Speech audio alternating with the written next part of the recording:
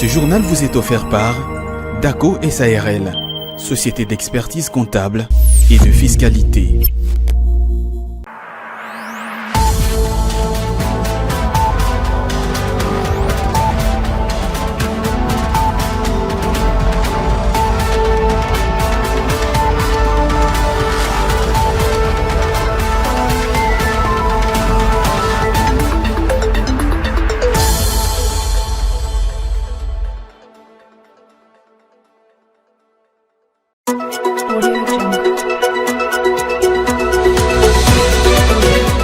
Le vice-premier ministre des Transports, Jean-Pierre Bemba, a rencontré le 16 juin une délégation de DP World pour faire le point sur les travaux du port en eau profonde de Banana au Congo central.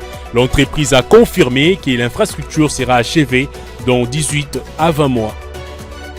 Lors de la clôture de la session ordinaire du 15 juin, le sénateur Célestin Founabandi, président de la Commission économique et financière de la Chambre haute du Parlement, est revenu sur plusieurs initiatives. Une question orale avec débat adressée au ministre de Mines, une loi visant la stabilité des milieux ruraux et l'examen du projet de loi des finances rectificative 2025.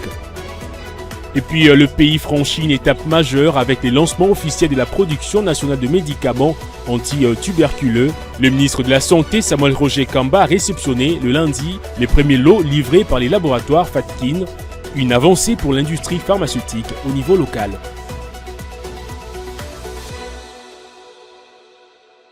Et voilà tout pour le sommaire. Mesdames, Messieurs, merci de nous avoir choisis pour vous informer. Question orale avec débat adressé au ministre de Mines, Kizito Pakabomba, une initiative législative portant sur le principe généraux visant la stabilité et les développements de milieux ruraux et l'examen approfondi du projet de loi des finances rectificative pour l'exercice 2025. Telles sont, entre autres, les actions menées par le sénateur Célestin Founabandi, président de la Commission économique et financière de la Chambre haute du Parlement, lors de la clôture de la session ordinaire du 15 mars. Justement, celui-ci est revenu sur les différents points abordés et les propositions formulées. Le détail en images et commentaires.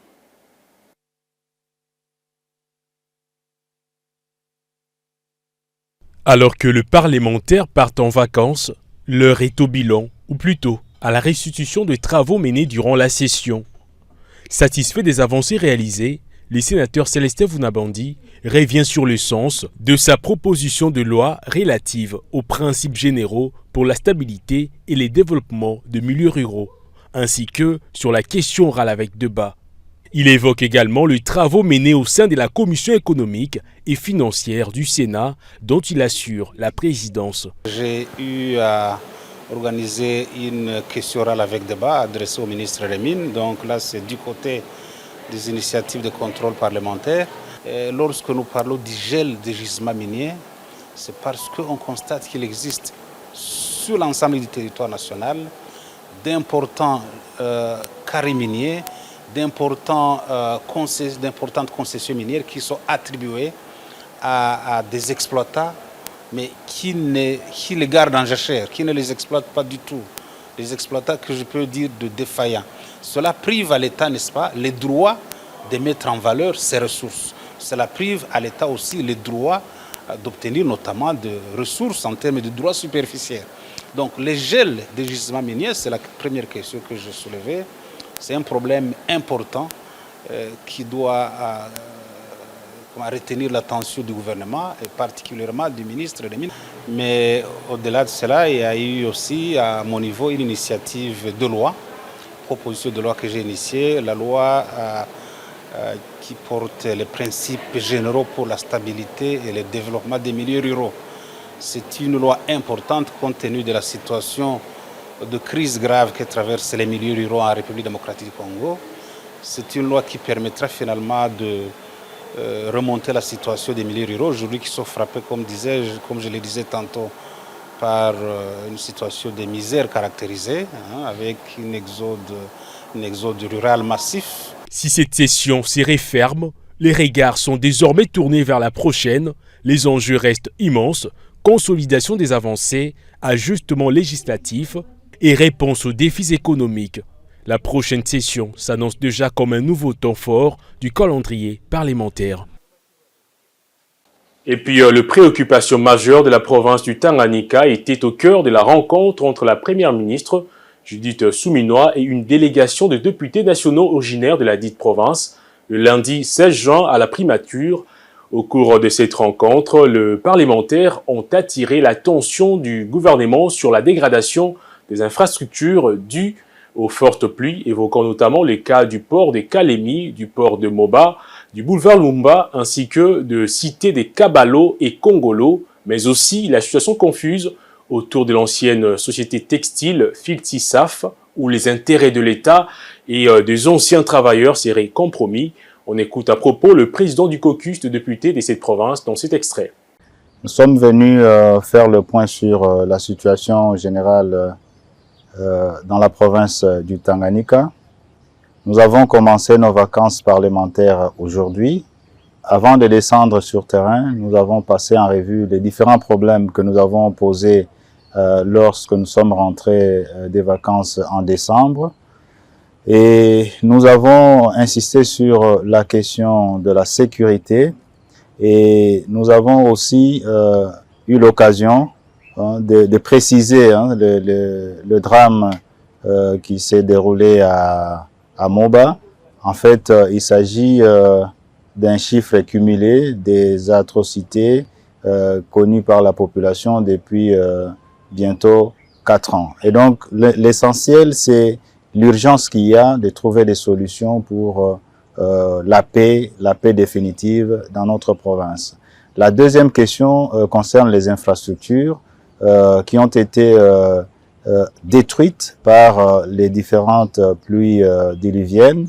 La réhabilitation du port de Kalemi, du boulevard Lumumba, le port de Moba, de Muliro, la ville de Kabalo, et la ville de Kongolo, et bien beaucoup d'autres problèmes. Et sur le plan social, il a été question du problème de l'ancienne société Filtisaf, où les intérêts des anciens travailleurs sont en jeu, les intérêts de l'État aussi, et il y a un cafouillage total. Nous avons donné le point de vue de notre caucus, et nous avons vu la première ministre très déterminée à trouver une solution le plus rapidement possible à l'issue de la commission mise en place par son Excellence, le Président de la République. Un an après l'entrée en fonction du gouvernement souminois, quelles sont les réformes mises en place dans l'administration publique? Lorsque le vice-premier ministre de la fonction publique Jean-Pierre Liaou évoque entre autres la maîtrise des effectifs et de la masse salariale, Hilaire Viminde, membre de l'Institut national de l'administration publique INAP, appelle le ministre Liaou au respect des différents accords récemment signés avec les mouvements syndicaux. Betty Tanfumo. Le redressement de l'administration publique via, entre autres, la maîtrise des effectifs, mais aussi de la masse salariale, telle a été l'action phare menée dans le secteur de la fonction publique. La maîtrise des effectifs et de la masse salariale qui va avec. Nous voulons être dans le triptyque un agent, un poste, un salaire. Ça nous éviterait de retomber dans le travers du passé, notamment avec le phénomène NU, que vous connaissez sûrement, aussi le phénomène NP. Nous sommes passés avec l'identification biométrique d'une prétention chiffrée de 1 450 000 plus ou moins de fonctionnaires à un chiffre de 795 000 fonctionnaires certifiés réguliers, mais 645 000 identifiés effectivement. Et nous allons certainement faire un rattrapage de quelques fonctionnaires qui sont encore non identifiés, mais je pense que cette action aura finalement eu un impact réel sur le plan économique, sur le plan social, mais aussi sur le plan de l'efficacité de l'administration. Pour Hilaire Viminde, membre de l'INAP et directeur général de l'Institut national de formation du travail, le VPM Liaou a initié plusieurs réformes qui sont en cours de concrétisation. Effectivement, tout ce que le VPM a dit est fondé. Ce sont des réformes audacieuses qu'il a pratiquement engagées, mais que nous devons peut-être souligner qu'il ne manque pas quelques petits problèmes à gauche et à droite. Toutefois, il appelle au respect des accords. Si bien qu'il y a beaucoup de choses à faire encore, ça ne devons pas nous les cacher parce que sur le plan, par exemple, de la rémunération, il y a des problèmes. Tous les accords signés depuis 2018, si j'ai bon mémoire, jusqu'à aujourd'hui, ne sont pas totalement respectés. Donc là, ce sont des faiblesses qu'il faut évidemment combler. Il suffit de signaler que l'IAO dit mettre en place dans le jour qui viennent un fonds de modernisation de l'administration publique qui servira à redorer l'image des infrastructures de la fonction publique à travers le pays. Et vous l'avez certainement suivi au sommaire de ces journaux, faire le point sur l'avancement de travaux de construction du port en eau profonde de Banana dans le Congo central. Tel était l'objet des échanges entre le vice-premier ministre des Transports Jean-Pierre Bemba et une délégation de la société DP World le lundi 16 juin 2025. Les représentants de l'entreprise chargée de la construction de cette importante infrastructure ont rassuré sur le bon déroulement des travaux et confirmé que le port sera opérationnel dans un délai de 18 à 20 mois. Cette rencontre, visant à faire le point sur l'état d'avancement de travaux de construction du port en eau profonde de Banana, intervient seulement 3 mois après son lancement en mars dernier. Le vice-premier ministre, en charge de transport Jean-Pierre Bemba, a reçu des assurances de la part des représentants de l'entreprise DP World, notamment sur la réalisation de la première phase de travaux et sur le respect du délai de livraison du port, estimé entre 18 et 20 mois. Nous avons eu l'honneur d'être reçus par son Excellence Monsieur le Vice-Premier ministre des Transports et donc avec toute la délégation de DP World qui est venue de Dubaï pour faire un point de projet très précis sur tous les avancements qui ont été effectués depuis le début de l'année, notamment depuis la signature du contrat de construction du port en eau profonde qui a lancé les grands travaux au mois de mars 2025. Donc nous avons effectivement complété la première phase des travaux de dragage avec grand succès et nous avons fait un état des lieux des prochaines étapes pour les prochains 6 à 12 mois à son Excellence le Vice-Premier ministre. Donc tout est en ordre et nous espérons délivrer ce projet le plus rapidement possible. Les prochaines étapes principales sont, on va démarrer les travaux de dragage avec une deuxième drague qui va venir sur le site dans les prochains 30 à 40 jours. Donc c'est une drague qui est en cours d'importation et nous avons également le constructeur qui commence toutes les importations des équipements pour les grands travaux du port en eau profonde de Banana. Donc comme nous l'avons exprimé à son Excellence, les travaux suivent bon cours, nous n'avons aucun retard et nous espérons pouvoir délivrer ce projet le plus rapidement possible. Avec un investissement total estimé à 1,5 milliard de dollars américains, dont 340 millions financés par l'État congolais, la construction du port en eau profonde de Banana représente un tournant stratégique pour l'économie de la RDC. Ces projets, qui s'inscrivent dans une vision de désenclavement et de modernisation des infrastructures portuaires, devraient permettre au pays de renforcer sa position dans les commerces maritimes internationaux. Une note de santé dans ce journal. La République démocratique du Congo a officiellement lancé la production de médicaments anti-tuberculeux. Cette initiative, une première au pays, vise notamment à promouvoir les développements des industries de santé en RDC. Le lundi 16 juin, le ministre de la Santé publique Samuel Roger Kamba a réceptionné le premier lot de ces médicaments livrés par le laboratoire Fatkin. Les détails en images et commentaires avec Igor Buaka. Cette production locale des médicaments antituberculeux marque un tournant décisif pour la souveraineté de l'industrie pharmaceutique congolaise. Le ministre de la Santé publique Samuel Roger Kamba, qui a procédé à la réception de ces premiers lots livrés par les laboratoires Fatkin, a salué cette initiative qui s'inscrit dans la vision du chef de l'État visant à promouvoir le développement des industries de santé en RDC. Et il s'inscrit dans une dynamique d'intégration locale des solutions thérapeutiques.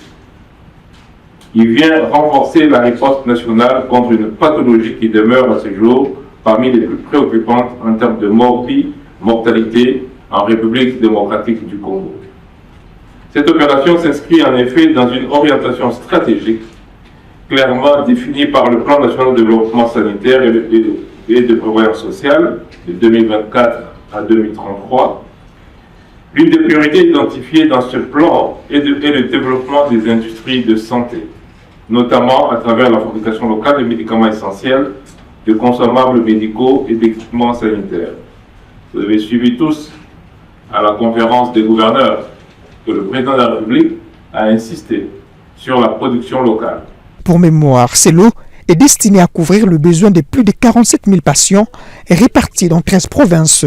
Ainsi, la RDC est officiellement à ce jour le deuxième pays africain à produire localement les médicaments contre l'une des maladies les plus meurtrières à l'échelle nationale comme internationale. Dans le même secteur, la réunion hebdomadaire de coordination stratégique sur la situation épidémiologique a passé au crible le lundi dernier les avancées enregistrées dans le secteur de la santé. Il s'agit notamment du financement à hauteur d'un montant de $1 million américains qui sera désormais alloué pour la gestion des urgences de la santé publique. Il a été également noté une tendance baissière des données épidémiologiques et de la prise en charge de cas atteints par le Mpox. Igor Biwaka nous en parle dans cet élément. Comme à l'accoutumée, cette réunion a tablé sur les préoccupations majeures liées au secteur de la santé publique. Il était à cette occasion question de passer au peigne fin les initiatives importantes engagées à la semaine épidémiologique 23, parmi lesquelles figure un financement d'$1 million américains qui sera désormais alloué pour la gestion des urgences et l'intégration des catastrophes naturelles comme des risques budgétaires majeurs dans le cadre du programme FRD du FMI. Une tendance baissière des données épidémiologiques a été également signalée. Et à la semaine 23, on a noté une tendance générale qui est à la baisse des cas de notification de Mpox sur l'ensemble du pays. Et cette tendance à la baisse aussi s'est fait remarquer aussi au niveau de la prise en charge des cas, la prise en charge médicale. Au niveau des centres de traitement Mpox, le taux d'occupation de lits est en train aussi de diminuer. Et pour cette semaine 23, on est à un taux d'occupation de moins de 50%, à tout autour de 38-40% sur l'ensemble du pays. À noter que le gouvernement renforce les mécanismes pour protéger la santé de la population. Ainsi, ce secteur est sur la voie de bénéficier d'une dotation budgétaire de 15%. Qu'en est-il de mesures annoncées en début de l'année en cours par le gouvernement central pour lutter contre les inondations à Kinshasa, une des principales villes victimes? Une question qui refait surface après les pluies diluviennes qui se sont abattues dans la nuit du 13 au 14 juin à Kinshasa, causant ainsi 29 morts et plusieurs dégâts matériels avec à la clé des glissements de terrain et des routes coupées. Réponse dans ses commentaires. Au mois d'avril dernier, le gouvernement avait émis plusieurs recommandations afin de lutter contre les inondations parfois meurtrières à Kinshasa et dans d'autres villes. Parmi celles-ci, on retrouve le curage des ouvrages d'assainissement, la démolition de constructions anarchiques, le respect des plans d'urbanisme, la lutte contre les occupations anarchiques ainsi que la sensibilisation de la population sur le risque lié à l'occupation sauvage du sol afin de prévenir de futurs sinistres. Actuellement, les opérations de démolition de constructions anarchiques ont déjà été lancées à Kinshasa, sauf que d'autres mesures peinent à être mises en place.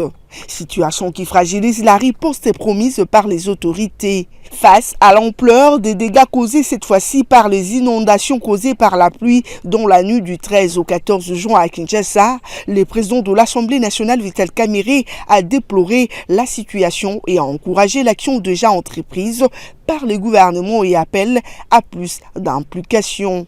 Le long du fleuve Congo, ici au quartier Roi-Baudouin, le quartier des ambassadeurs. Est-ce que vous savez qu'en ce moment, les maisons des ambassadeurs sont en train d'être complètement couvertes, bouche, oui, ils n'ont plus d'avis sur le fleuve. La gouverneure de la Banque centrale était difficilement joignable. Pourquoi?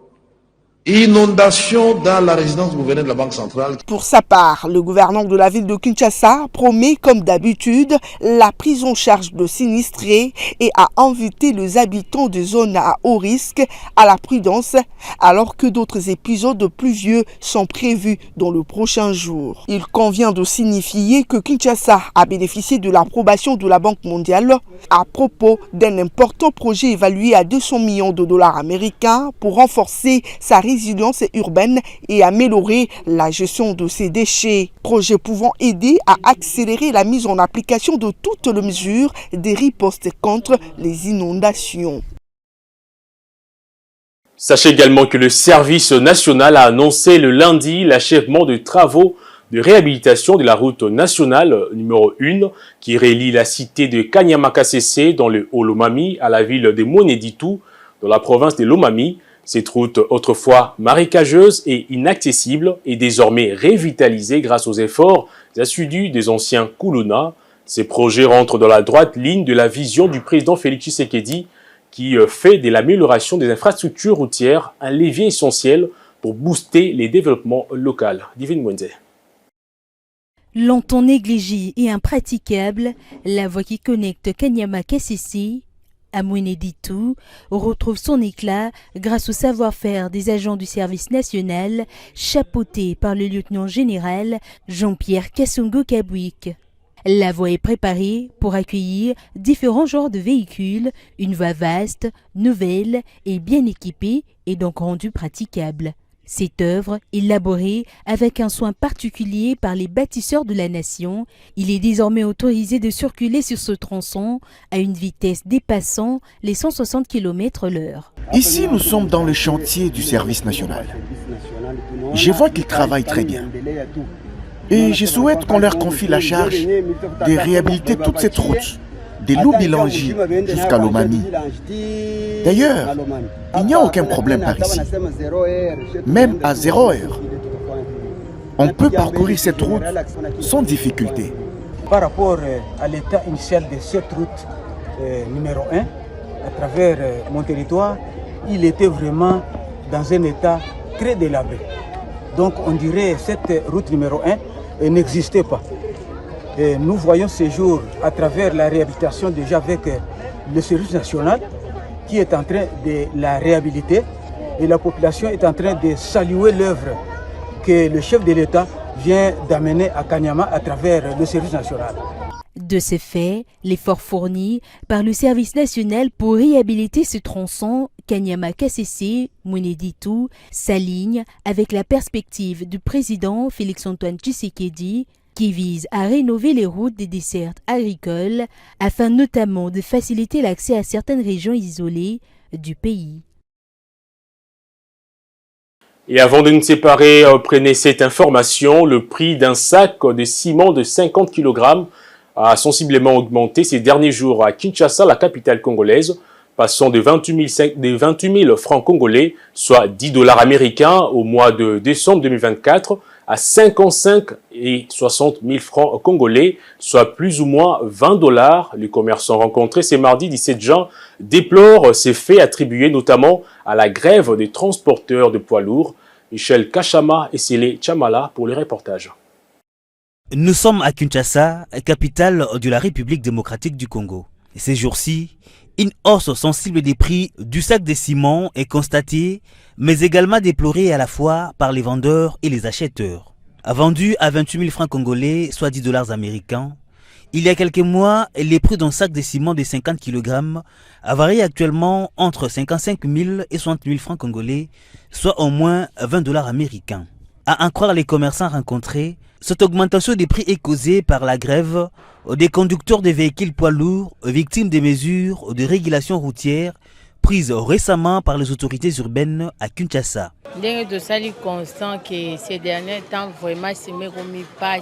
La gestion du stock disponible est aussi à la base de la hausse du prix du ciment. Lorsqu'il y a une forte demande et l'offre baisse, par conséquent, c'est l'augmentation des prix. Cette situation vient d'être décomptée par la levée des mesures, mais cela ne suffit pas. l'État congolais doit revoir la baisse de prix, sinon cette situation va persister et pour nous, c'est un manque à gagner. Bien que ces mesures restrictives viennent d'être levées, la repousse du trafic des conducteurs des véhicules poids lourds tarde à reprendre complètement. Place à présent à la revue de presse.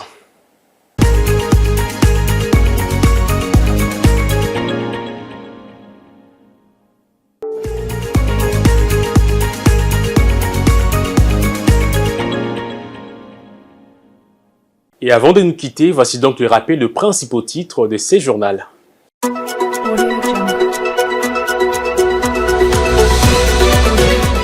Le vice-premier ministre des Transports, Jean-Pierre Bemba, a rencontré le 16 juin une délégation de DP World pour faire le point sur les travaux du port en eau profonde du Banana au Congo central. L'entreprise a confirmé que l'infrastructure sera achevée dans 18 à 20 mois.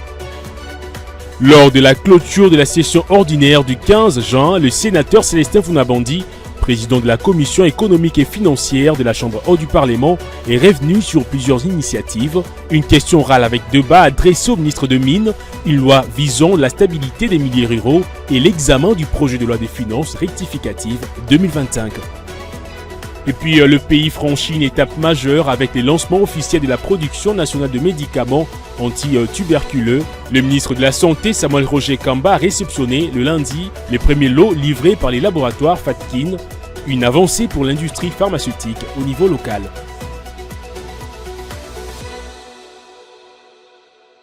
Et voilà, c'est par ici que nous atterrissons. Ce journal vous a été offert par DACO SARL, société d'expertise comptable et de fiscalité.